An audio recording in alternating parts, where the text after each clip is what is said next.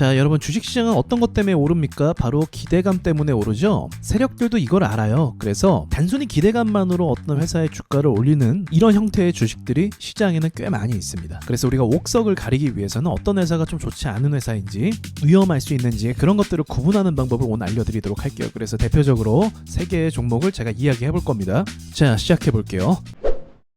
먼저는 리튬 포어스라는 회사입니다. 종목부터 그냥 먼저 다 말씀드려야 될 것 같은데요. 그리고 다음 회사는 또 하이드로 리튬이라는 회사고요. 그리고 또 다음 회사는 EV 첨단 소재라는 회사입니다. 자, 이 세 회사 모두 어떤 특징이 있습니까? 네, 바로 2차 전지와 연관이 있는 회사들인 거죠. 최근에 심지어는 이 회사들이 좀 올랐어요. 왜 올랐습니까? 리튬 가격이 상승했거든요. 리튬 가격이 진짜 엄청나게 폭락했습니다. 마이너스 90% 이상을 폭락했어요. 그러니까 관련 사업하는 회사들이 다 문을 닫거나 굉장히 경영이 어려워지거나 그런 상황으로 많이 만들어졌다는 거죠. 2차 전지 시장이 워낙 강세였기 때문에 이쪽으로 뛰어든 회사들이 굉장히 많았고, 리튬 가격이 폭락하면서 회사의 수익성도 안 좋아져서 경영이 힘들어진 회사들이 굉장히 많아졌습니다. EV 첨단 소재, 조금 전에 말했던 두 회사 모두 이 상황에 처했다고 볼 수가 있는 거죠. 근데 단순히 업종과 섹터의 문제라고만 볼 수 있을까? 우리가 몇 가지 더 짚고 넘어가야 될 게 있다는 거죠. 먼저 EV 첨단 소재 지금 보고 있으니까 말씀을 드리자면, 이 회사의 원래 이름은요, 액트라는 회사였습니다. 액트라는 회사는 원래 어떤 회사였냐면 인쇄 회로기판을 만드는 회사였습니다. 그러니까 사실상 EV 첨단 소재, 그러니까 2차 전지와는 거리가 좀 먼 회사라고 볼 수가 있는 거죠.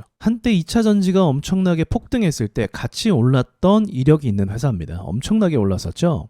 그리고 나서 이제 리튬 가격이 아까 떨어진 부분도 있고 주가가 거의 반등을 잘 못 주고 그냥 여기까지 지금 내려온 상태라고 볼 수가 있어요. 자, 반도체 장비 회사였다가 뭐 2차 전지가 시장성이 있으니까 그쪽으로 넘어가는 거 뭐 충분히 가능성이 있다고 봅니다. 자, 그런데 이런 건 또 어떨까요? 조금 전에 하이드로 리튬 회사에 대해서도 말씀드렸는데 마찬가지죠. 패턴이 똑같아요. 회복해주지 못하고 리튬 가격 하락 때문에 같이 하락한 이런 회사. 이 회사도 이름이 예전엔 달랐어요. 주식을 조금 오래 하신 분들은 아는 회사거든요. 코리아 SE라는 회사입니다.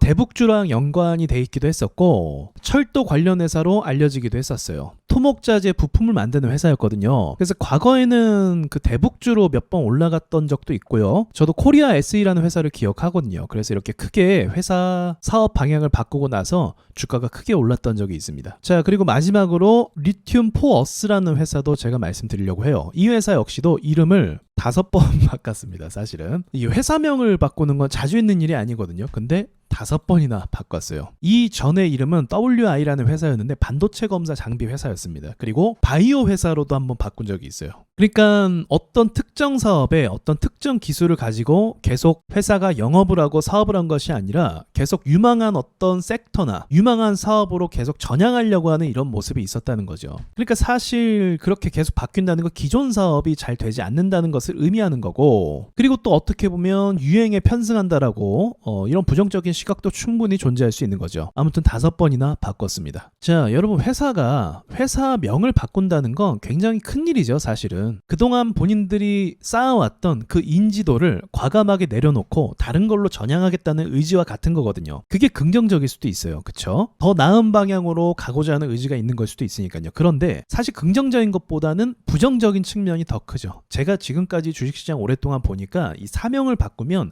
회사의 이미지가 바뀌어요. 그러니까 코리아 SE라는 회사 이름으로 남아있었다면 그건 대북주로 계속 남아있었을 거예요. 대북주로 남아있었다면 2차 전지 붐이 일어났을 때 그때 상승하지 못했을 거예요. 근데 참 공교롭게도 이 앞에 있는 세 회사 모두가 회사명을 바꿨다는 이유만으로, 그리고 뭐 2차 전지 관련된 사업도 좀 했겠죠. 아무튼 그랬다는 이유만으로 주가가 이례적으로 굉장히 큰 폭으로 상승한 것을 볼 수가 있습니다. EV 첨단 소재도 엄청났었죠. 이 회사가 시장에 상장된 이후로 역대급 상승을 만들어냈다는 거죠. 그게 뭐 때문이다?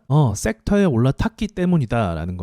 그리고 지금 결과는 사실은 좋지 못하다는 거죠. 금양도 그렇고 이 회사도 그렇고 이 회사들 입장에서는 이제 업종에 대한 그 부진 자체를 시장 탓을 할 수가 있어요. 그것도 맞는 말이고요. 그러나 또 이제 냉정한 평가를 해보자면 이 회사들은 여태까지 계속 이름을 바꾸고 사업을 바꾸면서 제대로 된 성공을 해본 적이 없는 회사들입니다. 그런데 주가만 올랐다는 거죠. 그러니까 오늘 예시로 이 회사들을 말씀드리지만 여러분, 이런 비슷한 회사들이 사실 증시에 굉장히 많아요. 제가 앞으로 예상하는 건 어떤 거냐면, 로봇 섹터가 이제 붐이 일어나서 오르기 시작한다면 로봇 회사로 바꾸는 회사들도 굉장히 많아질 거라고 저는 생각합니다. 그리고 그런 회사들이 이름 바꿨다는 이유로 올라가는 현상도 여러분이 보시게 될 가능성이 높고, 그리고 결과적으로는 아무것도 어떤 결실도 맺지 못하고 그냥 다시 제자리로 돌아오는 경우도 볼 수가 있을 거예요. 회사들이 어떻게든 좀 나아지려고 노력하는 건 나쁜 건 아니죠. 근데 그건 이제 그들의 역할인 거고, 우리는 주식 투자를 하는 사람들이잖아요. 그러니까 여러분과 저는 이러한 회사들을 좀 주의할 필요가 있다는 걸 좀 말씀을 드리고 싶은 거죠.